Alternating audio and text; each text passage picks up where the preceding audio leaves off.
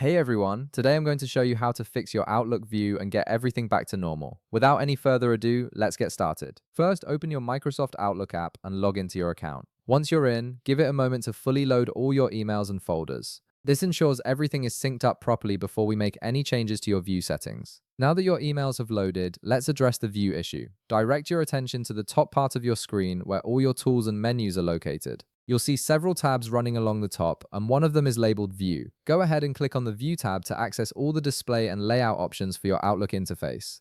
This tab controls how your emails, folders, and reading pane are arranged, so it's exactly where we need to be to fix any view problems you're experiencing. Once the View menu opens, you'll see various options for customizing how your Outlook looks. If you're having trouble with your current view, maybe things are misaligned, columns are missing, or the layout just doesn't look right anymore, there's a simple solution. Look for an option called Reset View and click on it. This powerful feature resets your current view back to the default settings that Outlook came with originally. It essentially undoes any adjustments you've made, whether intentional or accidental, and brings everything back to a clean, standard layout. This is especially helpful if you've been experimenting with different view settings or if something got changed by mistake and you're not sure how to reverse it. And that's it. Your Outlook view has been reset to its default state, fixing any display issues you were experiencing.